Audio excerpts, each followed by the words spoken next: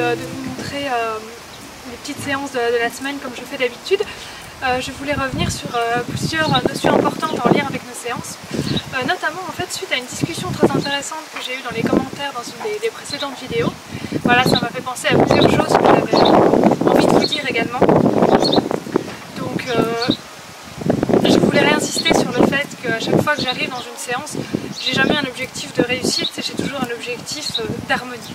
Et donc voilà, dans mes vidéos, dans ma méthode, vous ne verrez jamais de conditionnement chez moi parce que je ne veux pas de cheval robot. Je veux toujours un cheval qui propose, un cheval qui reste autonome, qui a conscience de ce qu'il fait. Voilà, vous allez me dire comment j'ai mis en place cette méthode, comment j'ai découvert ça. Et en fait, c'est grâce à Domino. Donc ma première jument, toutes les premières vidéos voilà, sont faites avec elle. À l'époque, voilà, j'étais très débutante, c'était une jument assez difficile qui avait beaucoup de caractère. Moi, c'est vrai que j'arrivais pas toujours à très bien gérer parce que j'étais assez débutante, donc j'avais pris plusieurs professeurs en travail à pied, notamment des méthodes Valparelli, entre autres, et ça s'était toujours très mal passé. C'est-à-dire que la jument s'était retrouvée au final à chaque fois à attaquer ce professeur pour avoir vraiment des défenses très fortes ou à devenir vraiment très agressive. Et bon, donc à chaque fois je changeais, et au final je me suis rendu compte, en fait ce qu'elle me disait c'est qu'on pouvait très bien s'en sortir que toutes les deux. Et bah c'est ce que j'ai fait. En fait,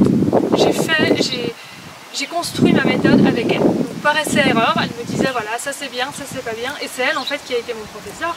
Et comme vous pouvez voir dans les centaines de vidéos depuis 10 ans, on a fait des choses fantastiques. Et voilà, on avait une confiance et un respect mutuel sans borne. Il n'y avait vraiment aucune limite dans ce qu'on pouvait faire, que ce soit en liberté, à pied ou non. Et donc bah, aujourd'hui, voilà, c'est cette méthode que je veux vous transmettre à travers ces vidéos. Donc la première chose, comme je vous disais, qu'elle m'a apprise, c'est en effet à garder le cheval tel qu'il est.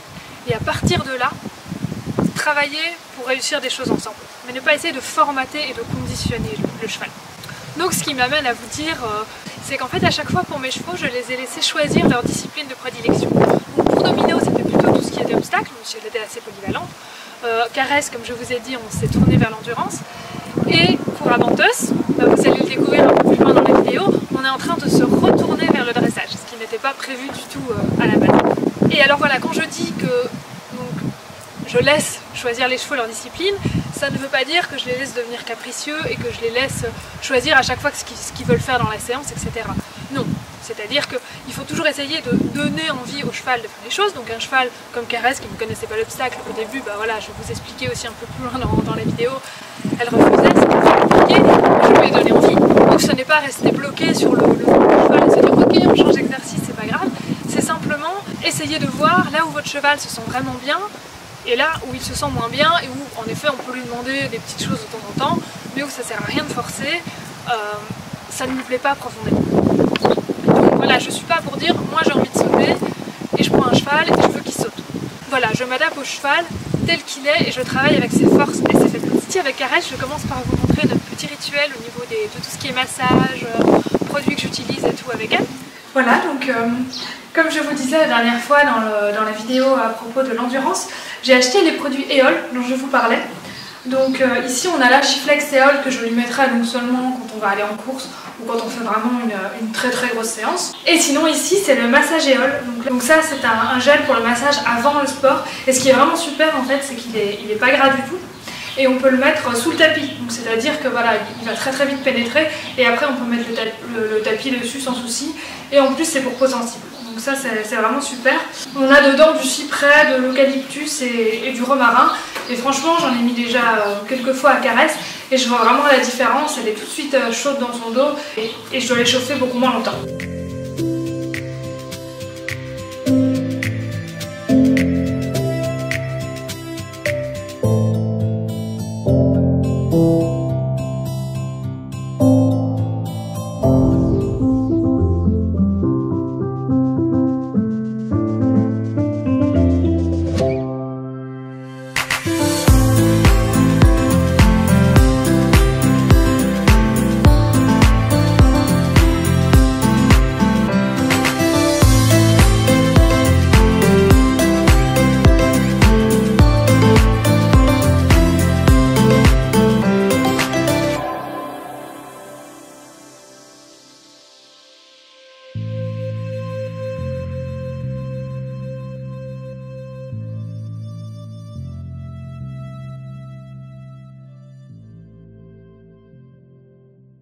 J'ai aussi acheté le Récupéol, donc ça c'est pour préparer et récupérer après l'effort avec de la vitamine E et des électrolytes. Donc ça voilà, pareil, je vais lui donner avant par exemple une course d'endurance ou un gros entraînement ou une grosse sortie, un transport aussi, voilà, donc quelques jours avant et après tout le temps de la sortie. Et donc là ici on a le fortifiant sabot dont je vous avais parlé de chez Karatex que je voulais tenter.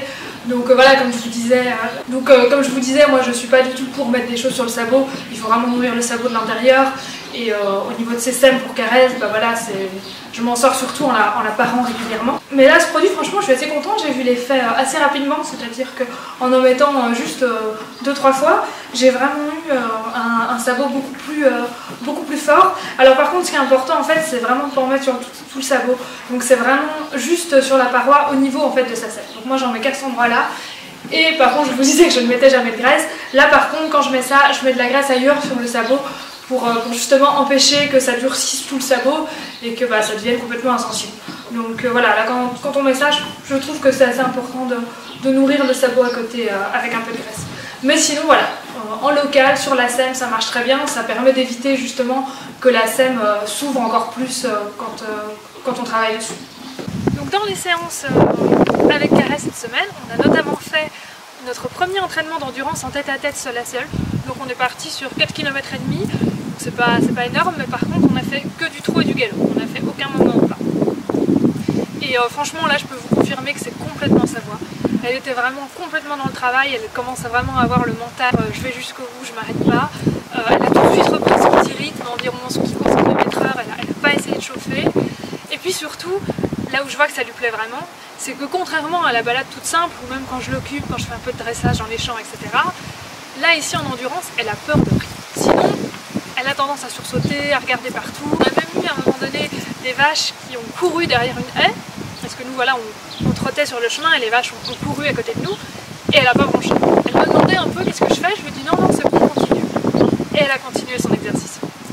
On a aussi pu commencer à travailler un petit peu le galop. Alors elle part toujours assez fort dans le galop, par contre je commence maintenant à avoir un début de rassemblée, un galop qu'on peut tenir sur une plus grande distance. Donc ça c'est vraiment appréciable. Au niveau du dénivelé, le trou en montée en descente, c'est parfait, elle ne change pas son équilibre, donc vraiment un bel entraînement. Ensuite dans les séances suivantes cette semaine, on a fait un peu de travail à pied, donc avec un petit peu notamment de saut en URT. Donc là ça me permet d'aborder avec vous une deuxième chose que Domino m'a appris, c'est-à-dire de ne jamais aller de front face à un problème. C'est-à-dire que si un cheval ne fait pas quelque chose, on ne va pas aller directement sur ce problème, on va y aller, on va l'aborder de manière contournée. Parce que le plus important, c'est de créer un lien et une relation de confiance avant d'aborder ce problème. Parce qu'une fois qu'on a ce lien, le cheval comprend qu'on peut l'aider dans ses soucis. Notamment le souci que j'avais avec Caresse au tout début, là vous voyez, voilà, on ne l'a plus du tout dans les vidéos que vous voyez à présent. Elle refusait complètement de trotter à pied à côté de moi, que ce soit en longe ou liberté, rien du tout. Donc avant tout, il fallait se poser la question pourquoi. Donc c'était un problème tout simplement de confort. Je vous avais dit dans une vidéo déjà avant qu'elle avait beaucoup de douleurs, qu'elle avait beaucoup de soucis d'équilibre, etc. Et trotter à côté de moi, il y avait un problème de rythme. Donc elle venait des courses de trot avec un grand trot. Moi je lui demandais de se mettre à côté de moi et d'avoir du coup un trot à mon rythme, c'était pas possible pour elle. Et voilà, comme je vous avais dit aussi, il y avait pas mal de soucis avec elle à pied. On a vraiment tout remis à plat à zéro et je l'ai en quelque sorte redébourré. Et donc pour ce souci de trotter à côté de moi, je suis pas venue de front sur le problème en lui disant voilà, je vais lui apprendre à se rassembler à côté de moi et à la forcer à tenir mon rythme. Non, je suis passée complètement sur autre chose. J'ai commencé par travailler, comme je vous disais, la confiance, notamment avec des petits exercices comme les petits jeux d'éveil que je vous ai montrés dans la vidéo précédente.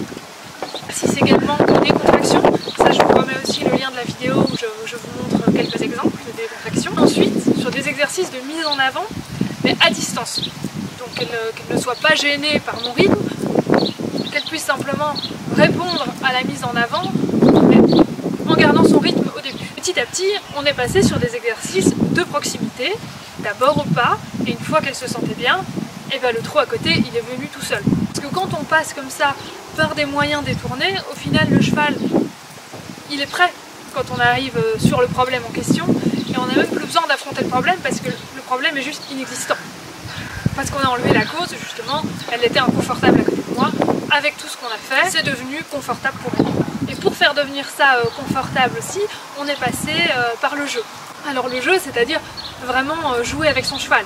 Donc pas demander le trot à côté de moi comme une obligation, mais demander par le jeu. C'est-à-dire qu'il n'est pas obligé d'y répondre, vu que c'est un jeu.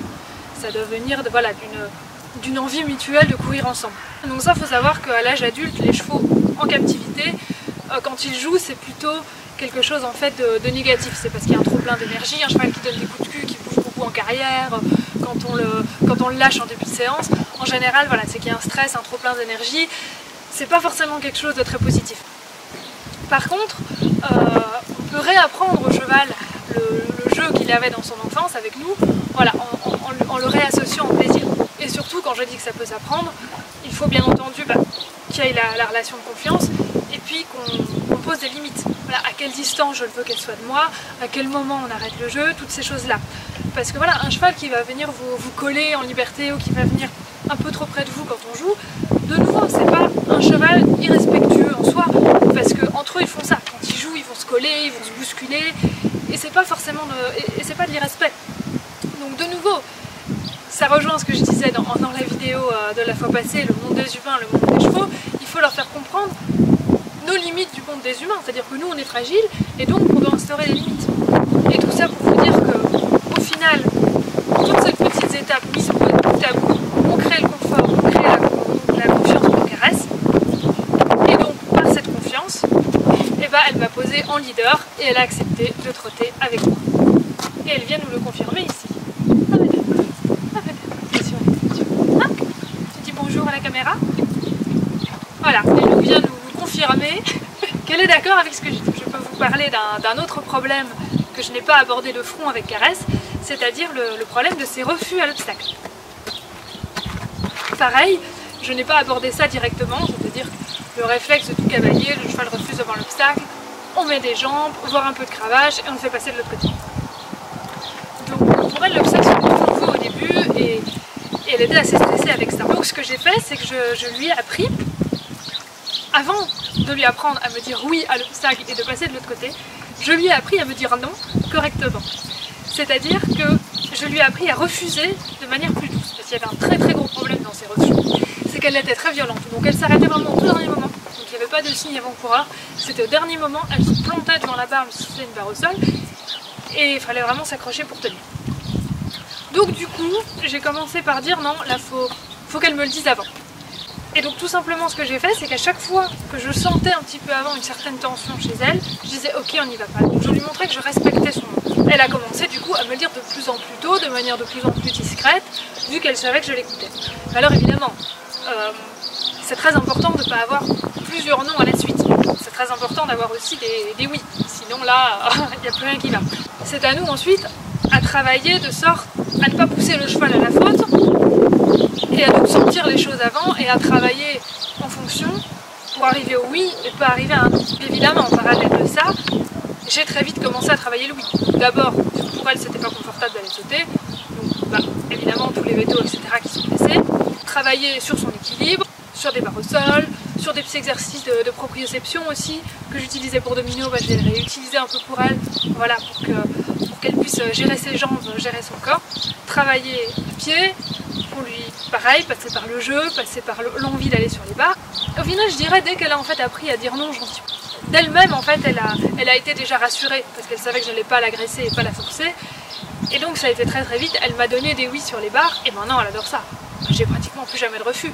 Même sur le trek où c'était des obstacles un peu différents, des troncs, des bidons, elle n'a jamais refusé. Et toujours, évidemment, je n'arrête pas de le répéter, le savoir-être. Souvent, quand il y a une émotion de la part du cheval, donc comme ça, devant la barre, qui refuse, etc., le cheval, il a souvent plus besoin du savoir-être de notre part que d'une demande et d'une nouvelle pression. Donc évidemment, c'était très important de travailler ce calme avant la barre, ce lâcher prise et ce plaisir d'y aller tout simplement. Et toujours de faire bien attention, évidemment, à garder le cheval au vert tout le long de la séance. Dès qu'il passe au rouge, c'est pas la peine de demander quoi que ce soit, on retravaille des choses simples. Et toujours se dire que justement, quand il y a une émotion comme ça, un refus, c'est pas contre nous, c'est simplement qu'il y a un stress, il faut voir la cause de ce stress et travailler en conséquence. Et moi, ce que j'aime toujours dire aussi, c'est que voilà, on essaie d'apprendre le bon mouvement au cheval. Donc là, comme ici, on apprend le bon mouvement pour dire oui, le bon mouvement pour dire non. Donc le bon mouvement, c'est très simple. par exemple un cheval a tendance à nous envahir, à nous coller un peu, et ben on va pas venir simplement le repousser en lui disant non c'est pas ça, non c'est pas ça le bon mouvement, oui mais alors c'est quoi le bon mouvement? Il faut toujours expliquer au cheval ce qu'est le bon mouvement, c'est-à-dire le reprendre à l'endroit où il a fait l'erreur et venir le replacer là où doit être sa place et lui dire voilà là c'est bien, et le féliciter à cet endroit là pour lui dire que c'est ça qu'il veut, c'est ça qu'on veut. Si c'est juste dire non c'est pas ça que je veux, mais qu'on n'explique pas ce qu'on veut, de nouveau pour lui c'est pas une évidence, il est dans son monde de cheval, il sait pas du tout ce qu'on attend de lui. Là ça veut pas dire qu'on va jamais dire non au cheval, évidemment, il faut lui apprendre ce qu'est le oui, ce qu'est le non, ce qu'est le oui, c'est que le non, mais derrière ce non, il faut toujours venir mettre le bon mouvement, qu'est-ce qu'on attend de lui. Maintenant on va passer aux séances avec Avantos. Je vous disais, voilà, chacun a choisi sa discipline. Au tout début, Avantos, on avait choisi l'obstacle. On avait complètement délaissé le dressage. À la base, c'était un cheval élevé en Espagne qui a fait vraiment du dressage à haut niveau, donc piaffe, pirouette, pas espagnol, il connaît énormément de choses, énormément de figures de dressage. Malheureusement, voilà, il y a eu beaucoup de pression là-bas, il y a eu beaucoup de mauvais souvenirs, et quand il est arrivé ici, moi j'avais dans l'idée, je me suis dit on va faire du dressage, et ça a été une grosse erreur, ça l'a mis complètement dans l'émotion, dans le stress, dans la pression, et ça a été complètement impossible en fait, il s'énervait à chaque fois. Donc du coup, de nouveau, ça rejoint aussi ce que j'ai dit tout à l'heure, on n'a pas été face au problème, on a dit on va lui trouver ce qu'il nous plaît, donc c'était l'obstacle. C'était l'obstacle, il a adoré ça, il connaissait pas, et il s'est vraiment mis dedans à fond, et jusqu'à maintenant, on a fait beaucoup de ça. Et donc évidemment, pour régler ce problème de pression, on a travaillé à pied, donc pas du tout sur les figures de dressage, pas de problème, mais on a travaillé la décontraction, le lien de confiance, la décontraction mentale et l'amusement au niveau du saut. Et il y a un gros travail donc, qui a été fait monter pour lui faire reprendre confiance dans la main et dans la jambe. C'était un cheval, au début je ne pouvais avoir aucune action avec lui, donc j'ai commencé en effet à le monter pas mal, vous avez vu dans les vidéos, je le monte pas mal en liberté, et ça c'est vrai que dès qu'il y a un problème émotionnel avec lui, je retourne aux sources, je retourne à la liberté, parce que ça lui enlève toutes les pressions et ça le rassure vraiment. Et une fois en fait que ça va bien en liberté, je peux repasser éventuellement en mort ou en licol ou tout ce qu'on veut. Donc grâce à tout ça, les séances montées ont fini par devenir confortables pour lui, et il a commencé à se faire des souvenirs positifs qui ont recouvert les souvenirs négatifs de ces moments en Espagne. Et donc ce qui s'est passé ce week-end en fait, c'est qu'il m'a proposé tout simplement de faire une séance de dressage, ce que je n'aurais jamais cru. Et donc voilà, j'ai commencé ma séance, on voit au début, vraiment reine longue, très détendue, c'est-à-dire que je vais petit à petit commencer à mettre un peu plus de mains, un peu plus de jambes, donc à monter un petit peu plus en gamme dans les exercices et dans mes demandes, sans venir mettre beaucoup de mains ni beaucoup de jambes, simplement mettre plus de demandes. On voit, voilà, petit à petit, je vais remonter un peu sur mes rênes, je vais être un peu plus tonique, et on voit qu'il l'accepte complètement et que même il me dit voilà, vas-y quoi, vas-y c'est bon, il n'y a pas de souci, tu peux y aller. J'avais par moments presque à la limite du piaffe au trop, il était très léger, c'est-à-dire qu'il était léger dans son mental, donc du coup il était complètement léger dans son physique, il était complètement dans la confiance, et en fait je proposais les exercices, il me les donnait tout seul. Alors vous allez voir dans la vidéo, moi le dressage c'est pas du tout mon truc parce que je ne connais pas vraiment, c'est pas ce que j'ai fait le plus, et je fais par rapport à ce que je ressens de ce qu'il me redonne. Mais voilà, vous allez voir, c'est très approximatif. Par contre, quand j'ai proposé les sessions, donc j'ai commencé des petites sessions, une longue pas trop, très bien. Et puis au galop, je ne sais pas pourquoi, je le sentais. Je me suis dit tiens, je vais lui proposer la session au galop. Mais j'ai proposé ça de manière tellement légère que je me suis dit, à mon avis, il va pas le faire. Parce que je l'avais jamais fait moi-même. Lui, je ne savais pas s'il l'avait déjà fait ou pas, j'ai supposé, mais voilà, en tout cas, je l'avais jamais fait avec lui. Il est parti en session tout seul. Alors voilà, c'était pas une session parfaite, académique, etc. Mais en tout cas, il me l'a offert sur une demande vraiment complètement minime. Et j'ai surtout, ce que j'ai ressenti, c'est une énorme joie de sa part. C'est-à-dire que je ne l'ai jamais senti aussi heureux en séance. Peut-être, voilà, à l'obstacle, quand on fait un beau parcours ensemble, ça oui. Mais sinon, vraiment le sentir concentré comme ça dans son exercice et heureux de donner, vraiment j'avais l'impression qu'il était heureux de danser avec moi. Et ça franchement, du coup ça m'a fait dire, bon je pense qu'on va se remettre au dressage. J'ai l'impression qu'il a choisi cette discipline et que maintenant c'est ça qui me dit, allez on va faire ça.